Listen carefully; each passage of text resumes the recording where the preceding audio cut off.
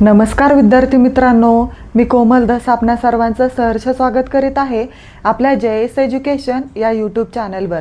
तर मित्रांनो, आजच्या व्हिडिओमध्ये आपण 22 फेब्रुवारी 2026 रोजी झालेल्या इयत्ता 5वी स्कॉलरशिप परीक्षेतील पेपर 1 मधील गणित विषयाचे काही प्रश्न स्पष्टीकरणासह सोडवून घेणार आहोत। या अगोदरच्या व्हिडिओमध्ये देखील आपण गणित विषयाचे काही प्रश्न स्पष्टीकरणासह सोडवून घेतलेले आहेत। आपण तो व्हिडिओ चॅनलवर जाऊन पाहू शकता। आपण जर चॅनलवर नवीन असाल तर आपल्या चॅनलला सबस्क्राइब करा आणि बेल आयकॉनला देखील क्लिक करा, जेणेकरून आपल्या नवीन व्हिडिओची नोटिफिकेशन सर्वात आधी आपणापर्यंत पोहोचेल। चला तर वळूया आता आपल्या प्रश्नांकडे। फर्स्ट क्वेश्चन आहे, अमोलने एक सायकल 7980 रुपयास विकल्यामुळे त्याला 1050 रुपये तोटा झाला, तर सायकलची खरेदीची किंमत किती? इथं आपल्याला सायकलची विक्रीची किंमत दिलेली आहे आणि तोटा दिलेला आहे आणि आपल्याला सायकलची खरेदीची किंमत विचारलेली आहे। सायकलची विक्रीची किंमत किती आहे? 7980 रुपये आणि तोटा किती आहे? 1050 रुपये। ह्या दोघांची करायची ॲडिशन, मग आपल्याला सायकलची खरेदीची किंमत मिळेल। 0 + 0 0, 8 + 5 13, 13 चे 3 हातचा आला 1, 9 + 1 10, 10 चे 0 हातचा आला 1, 1 + 7 8, 8 + 1 9, 9030 रुपये ही आली सायकलची खरेदीची किंमत। 9030 रुपये। पुढचा क्वेश्चन पाहूया। एका आयताची व चौरसाची परिमिती समान आहे जर आयताची लांबी 18 सेंटीमीटर व रुंदी 14 सेंटीमीटर असल्यास चौरसाचं क्षेत्रफळ किती? आता इथं आपल्याला काय काय माहिती दिलेली आहे? आयताची व चौरसाची परिमिती समान आहे आणि आयताची लांबी व रुंदी दिलेली आहे। मग आपण एक आयताची डायग्राम काढूया आणि एक चौरसाची डायग्राम काढूया। हा आहे आयत आणि इकडे चौरसाची डायग्राम काढूया। हा आहे चौरस। चौरसाच्या सर्व बाजूची लांबी समान असते आणि आयताच्या समोरासमोरील बाजूची लांबी समान असते। आता काय काय माहिती दिली आहे? आयताची लांबी आहे 18 सेंटीमीटर आणि रुंदी आहे 14 सेंटीमीटर। मग ही लांबी आहे 18 म्हटल्यावर ही सुद्धा 18 आणि इकडची रुंदी 14, कारण आयताच्या समोरासमोरील बाजूची लांबी ही समान असते। आता आपण आयताची परिमिती काढूया, कारण आपल्याला काय माहिती दिली आहे? आयताची व चौरसाची परिमिती समान आहे। मग आपण अगोदर आयताची परिमिती काढूया। आयताच्या परिमितीचं सूत्र आहे 2 गुणिले लांबी अधिक 2 गुणिले रुंदी। 2 गुणिले लांबी अधिक 2 गुणिले रुंदी। 2 गुणिले लांबी किती आहे? 18 सेंटीमीटर आहे, अधिक 2 गुणिले रुंदी किती आहे? 14 सेंटीमीटर आहे। 18 दुने 36 अधिक 14 दुने 28 आणि यांची ॲडिशन येते 64। म्हणजे आयताची परिमिती किती आहे? 64 सेंटीमीटर आहे। मग आयताची जेवढी परिमिती आहे तेवढीच परिमिती चौरसाची आहे। या चौरसाची परिमिती सुद्धा किती आहे? 64 सेंटीमीटर। मग चौरसाची परिमिती दिली असता बाजू कशी काढतात?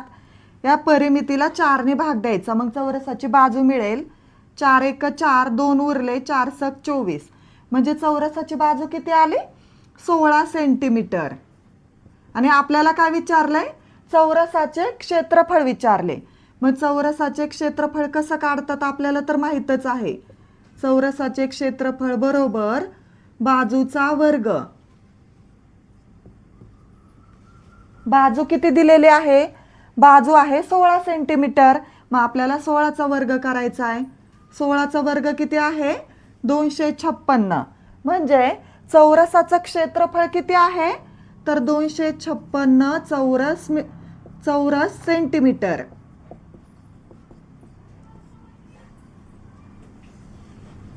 चौरसाचं क्षेत्रफळ किती आलं? 256 चौरस सेंटीमीटर। पुढचा क्वेश्चन पाहूया।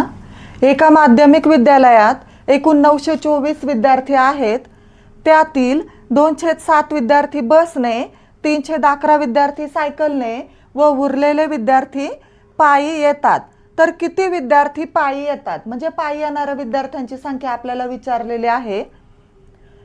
माध्यमिक विद्यालयात एकूण विद्यार्थी किती आहेत?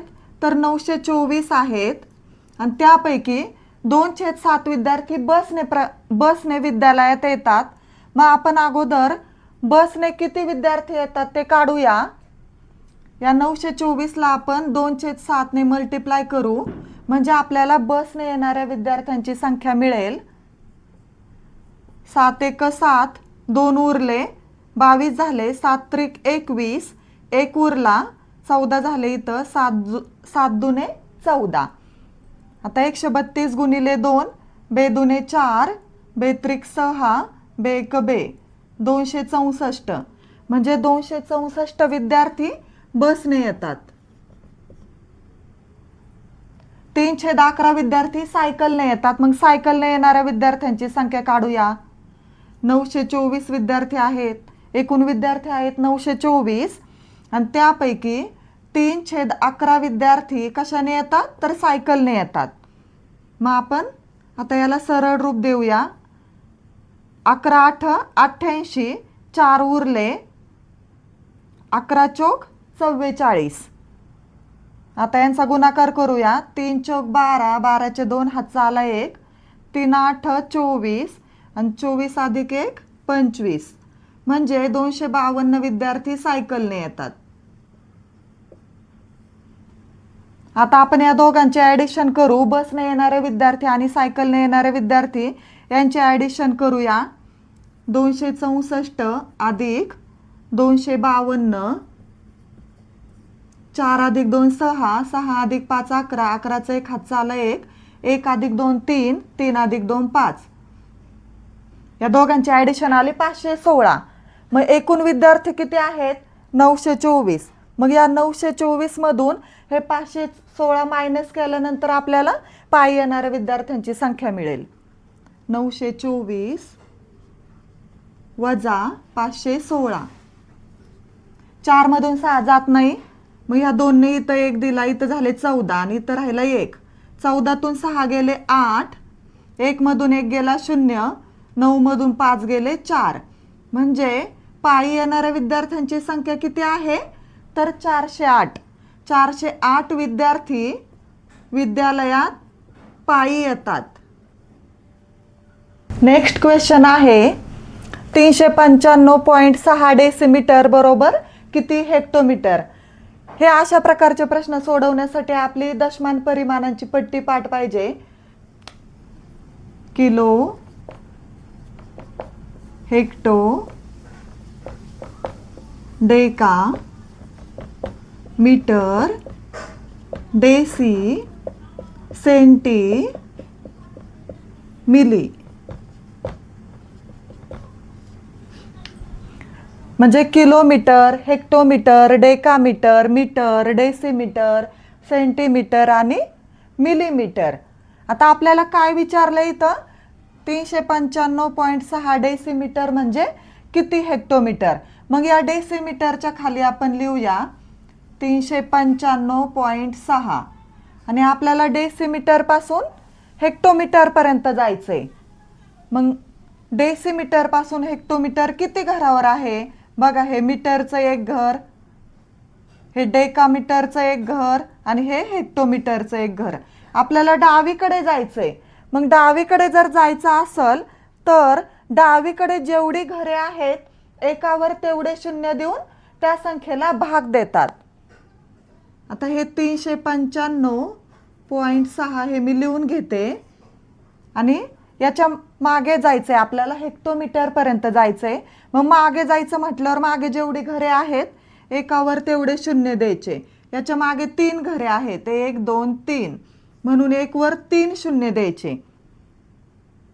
आणि आपल्याला उत्तर डेसिमल पॉइंट मध्येच काढायचं आहे.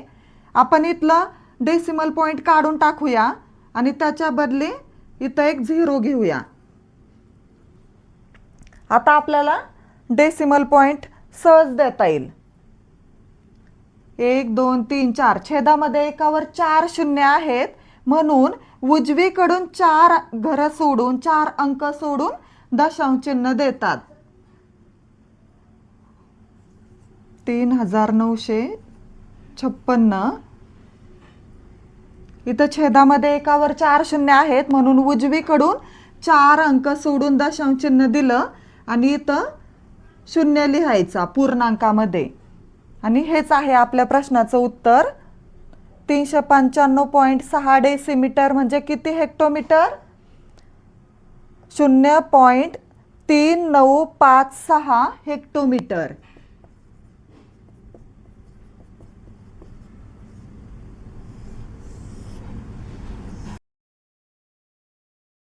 पुढचा क्वेश्चन पाहूया. किसनरावांनी 15 फेब्रुवारी 2020 पासून 14 एप्रिल 2020 पर्यंत दररोज 1 लिटर दूध घेतले. दुधाच्या बिलाची रक्कम 3540 रुपये असेल तर दुधाचा दर प्रति लिटर किती रुपये होता? आता इथं जी माहिती दिलेली आहे ती माहिती आपण लिहून काढूया. किसनरावांनी 15 फेब्रुवारी 2020 पासून 14 एप्रिल 2020 पर्यंत दररोज 1 लिटर दूध घेतले. मग या 15 फेब्रुवारी पासून 14 एप्रिल पर्यंत एकूण किती दिवस होतात ते दिवस आपण अगोदर काढूया. फेब्रुवारी महिन्यात किती दिवस असतात? तर 28 दिवस असतात. परंतु इथं 2020 हे लीप इयर आहे. मग लीप इयर जर असेल तर फेब्रुवारी महिन्यात 29 दिवस असतात. आपल्याला 15 फेब्रुवारी पासून 29 फेब्रुवारी पर्यंतचे दिवस काउंट करायचे.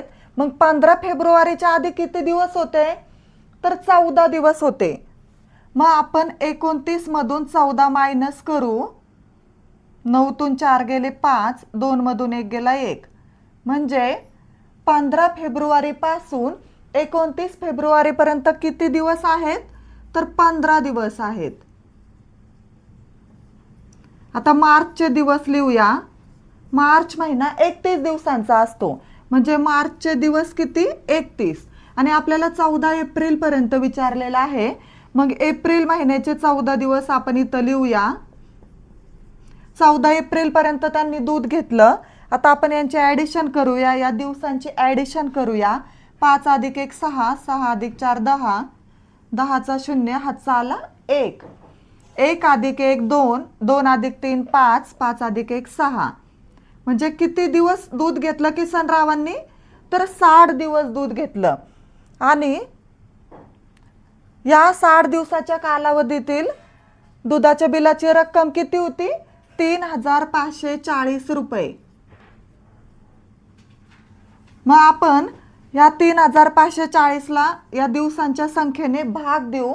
मग आपल्याला 1 लिटर दुधाची किंमत मिळेल. कारण ते किसनराव रोज 1 लिटर दूध घेत होते. मग दुधाची एकूण रक्कम आहे 3540 रुपये आणि दिवस आहेत 60.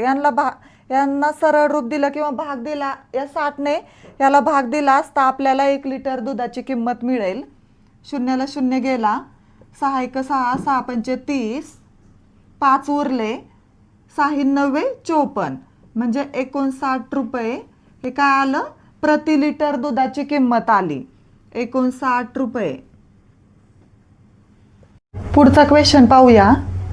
एका गावात पुरुष व स्त्रियांची एकूण संख्या 1400 आहे. त्यात 560 पुरुष असतील तर स्त्रियांची संख्या पुरुषांच्या संख्येपेक्षा शेकडा कितीने जास्त अथवा कमी आहे? आता या प्रश्नामध्ये जी काही माहिती दिलेली आहे ती माहिती आपण व्यवस्थित वाचूया पुन्हा एकदा. एका गावात पुरुष व स्त्रियांची एकूण संख्या किती आहे? 1400 आहे. पुरुष आणि स्त्रिया दोघांची मिळून एकूण संख्या आहे 1400 आणि त्यात पुरुष किती आहेत? 560 आहेत. 560 पुरुष आहेत. आणि आपल्याला काय विचारले? स्त्रियांची संख्या पुरुषांच्या संख्येपेक्षा शेकडा कितीने जास्त किंवा कमी आहे. मग आपण अगोदर पुरुषांची संख्या शेकड्यामध्ये काढूया. एकूण संख्या आहे स्त्री आणि पुरुष दोघांची मिळून एकूण संख्या आहे 1400 आणि त्यापैकी 560 आहेत पुरुष. आणि आपल्याला या पुरुषांची संख्या शेकड्यामध्ये काढायची आहे म्हणून आपण 100ने मल्टिप्लाय करूया. म्हणजे त्या गावामध्ये शेकडा किती पुरुष आहेत हे आपल्याला कळेल. या 2 शून्याला हे 2 शून्य गेले. 14 1 14, 14 चौक 56 आणि पुढचा शून्य आहे असा. म्हणजे त्या गावामध्ये किती टक्के पुरुष आहेत? 40% पुरुष आहेत, म्हणजेच शेकडा 40 पुरुष आहेत. मग आता आपल्याला स्त्रियांची संख्या शेकड्यामध्ये काढायची आहे. मग जर 40% म्हणजे शेकडा 40 जर पुरुष असतील तर स्त्रिया किती असतील? 100 मधून 40 वजा करायचे, कारण शेकडा म्हणजे 100. मग 100 मधून 40 वजा केल्यावर किती उरतात? 100 वजा 40 60. म्हणजे शेकडा 60 हे प्रमाण स्त्रियांचं आहे. म्हणजे स्त्रिया किती आहेत त्या गावात? 60%, म्हणजेच शेकडा 60 स्त्रिया आहेत. पुरुषांची संख्या किती आहे? शेकडा 40 आहे आणि स्त्रियांची संख्या शेकडा 60 आहे. म्हणजे स्त्रियांची संख्या ही पुरुषांच्या संख्येपेक्षा जास्त आहे. मग कितीने जास्त आहे? 60 वजा 40. 60 वजा 40 वजा बाकी आली 20. म्हणजे स्त्रियांची संख्या पुरुषांच्या संख्येपेक्षा 20% जास्त आहे. आता लास्ट क्वेश्चन आहे. एका आयताकृती शेताला तारेचे 3 पदरी कुंपण घालण्यासाठी 1080 मीटर तार लागली. शेताची लांबी रुंदीच्या दुप्पट असल्यास शेताची रुंदी किती? एक आयताकृती शेत आहे आणि त्या शेताला 3 पदरी कुंपण घालण्यासाठी 1080 मीटर तार लागली. मग या 1080ला आपण 3 ने भाग देऊ. मग आपल्याला आयताची परिमिती मिळेल. 3 त्रिक 9, 1 उरला, 3 सक 18 आणि हा पुढचा 0. म्हणजे त्या आयताची परिमिती किती आहे? तर 360 मीटर आहे आणि शेताची लांबी रुंदीच्या दुप्पट आहे. लांबी रुंदीच्या दुप्पट आहे. मग आपण रुंदी x मानू. कोणाच्या दुप्पट लांबी आहे? तर रुंदीच्या दुप्पट लांबी आहे, म्हणून रुंदी x मानली. मग लांबी किती येईल? 2x येईल, कारण लांबी रुंदीच्या दुप्पट आहे. मग आता आपण आयताची परिमितीचं सूत्र लिहूया. आयताची परिमिती बरोबर 2 गुणिले लांबी अधिक 2 गुणिले रुंदी. 2 गुणिले लांबी किती आहे? 2x आहे, प्लस 2 गुणिले रुंदी किती आहे? x आहे. तर 2 गुणिले 2x गुणाकार येतो 4x, प्लस 2 गुणिले x 2x.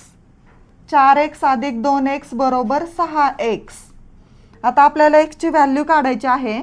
मग आयताची परिमिती किती आहे? आयताची परिमिती आहे 360 मीटर. मग 360 बरोबर 6x. 360 भागिले 6 बरोबर x. 6 1 6, 6 6 36. मग x ची व्हॅल्यू किती आली? तर 60 आली. मग आपण x कशासाठी मानलं होतं? तर रुंदीसाठी x मानलं होतं. मग आयताची रुंदी किती आली? तर 60 मीटर आली. आयताची रुंदी 60 मीटर आहे. आता लास्ट क्वेश्चन आहे. 1 7 5 8 हे अंक प्रत्येकी किमान एकदा वापरून तयार होणारी मोठ्यात मोठी 5 अंकी संख्या कोणती? मोठ्यात मोठी संख्या तयार करताना अंकांचा उतरता क्रम लावतात. मग आपण इथं मोठ्यात मोठी संख्या तयार करू. या अंकांपासून अंक आहेत 1 7 5 8. यातील मोठा अंक कोणता आहे? तर 8 आहे. मग 8 एक नंबरला घ्यायचा. मग राहिलेल्या याच्यात मोठा अंक कोणता आहे? तर 7 आहे. मग 7 घेतला. आता या 5 आणि 1 मध्ये मोठा अंक आहे 5 आणि 1 शेवटी. ही झाली 4 अंकी मोठ्यात मोठी संख्या, परंतु आपल्याला 5 अंकी विचारली आहे. मग जेव्हा आपल्याला दिलेल्या अंकांपेक्षा जास्त अंकी मोठ्यात मोठी संख्या विचारली जाते त्यावेळी त्या अंकामधील मोठा अंक रिपीट करतात.